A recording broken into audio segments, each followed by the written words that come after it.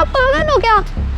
मैं ट्यूशन के लिए लेट हो रहा हूँ, जल्दी चलो। अरे बेटा क्या करूं, तुम जवान हो, मैं बूढ़ा हूँ, घुटनों में दर्द होता है बेटा, तेज नहीं चल सकता। अरे तो चुप हो जाओ ना, मम्मी सही कहती है, हमने एक बूढ़े बैल को बांध रखा है, कुछ नहीं होता आपसे, आप किसी काम के नहीं हो।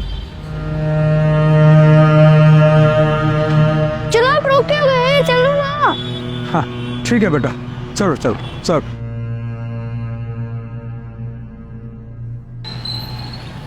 अरे सर आप पड़ोसी। गुड आफ्टरनून बेटा। ये कौन है? ये हमारे प्रिंसिपल साहब हैं। अच्छा अच्छा। नमस्कार जी, आप इसके दादाजी हैं? जी। बेटा आप कौन सी क्लास में पढ़ते हो? मैं फोर्थ। और आपका नाम क्या है? तो राघव बेटा, ये आपका बैग आपके दादाजी ने क्यों पकड़ा हुआ है? जी वो बच्चा है ना, बैग बहुत भारी है, थक जाता है। देखिए सर, आप मेरे पिता समान हैं, थक तो आप भी इस उम्र में बहुत जाते होंगे, पर रही बात बच्चों की, तो बच्चों में तो काफ़ी एनर्जी होती है, उन्हें हमें काम करने देना चाहिए। और राघव बेटा, आप अपना काम अपने आप किया करो और दादू के साथ ऐसे बातें नहीं करते। लेकिन मम्मी पापा ही कहते हैं कि दादू तो काम करने के नहीं है, अगर वो काम नहीं करेंगे तो उनको ओल्ड एज होम भेज देंगे ना।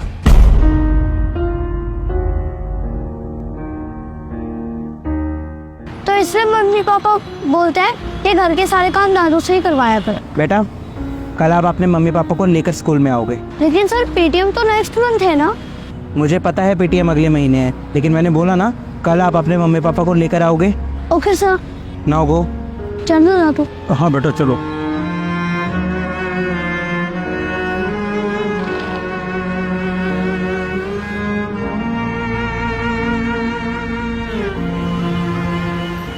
सर आपने हमें अचानक बुलाया, हमारे बेटे की कोई कंप्लेंट है क्या? उसने कोई शैतानी की है क्या? नहीं नहीं, राघव ने कोई शैतानी नहीं की है, मुझे आप लोगों से बात करनी थी, इसलिए मैंने आप लोगों को बुलाया। आप एक काम कीजिए, ये कुछ लिस्ट है, आप एक बार चेक कर लीजिए दोनों। सर ये किस चीज़ की लिस्ट है?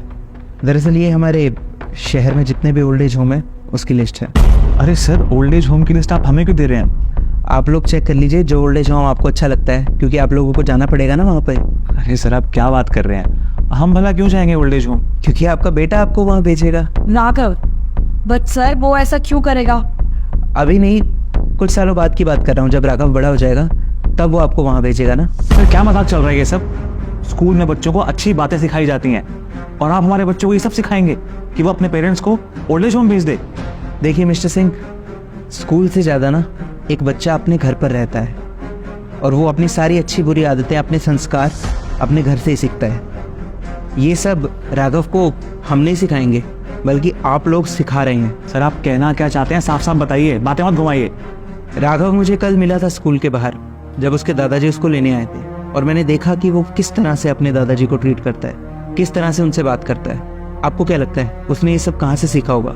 आप लोगों से ही सीखा होगा ना। जिस तरह से आप अपने पिताजी के साथ व्यवहार करते हैं घर पे, वही सब राघव ने देखा होगा और वही सब वो उनको बोलता है।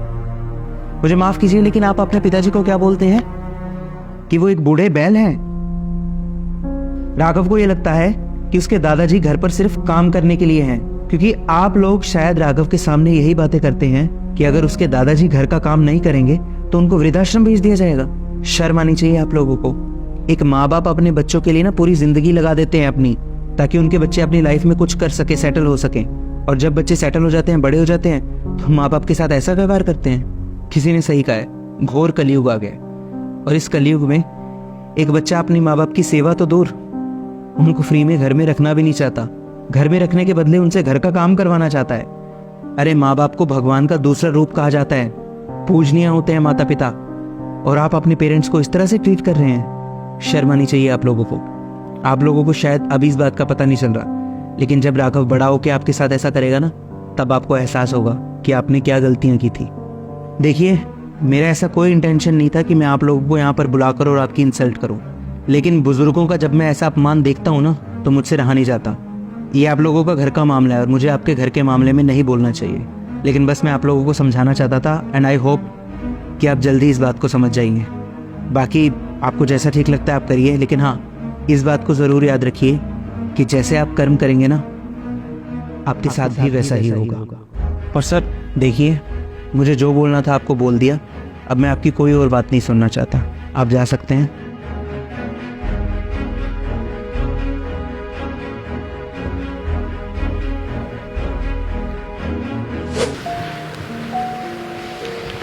अरे बेटा, अरे अरे नीचे कहाँ बैठ गए बच्चों, ऊपर बैठो ना। अरे इधर आओ ना।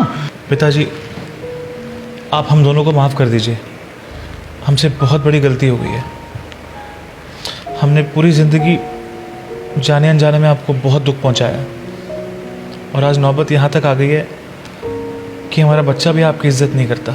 हाँ पापा जी, हमें प्लीज़ माफ़ कर दीजिए। अगर हमने आपकी इज्जत की होती तो आज राघव भी आपकी इज्जत करता। वो इस तरह से आपसे बात नहीं करता।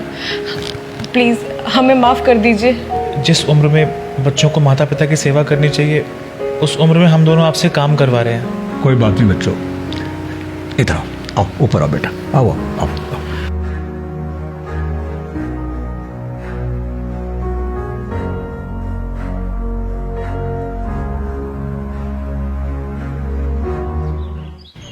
अरे दादू, आपके पैरों में दर्द तो नहीं हो रहा ना?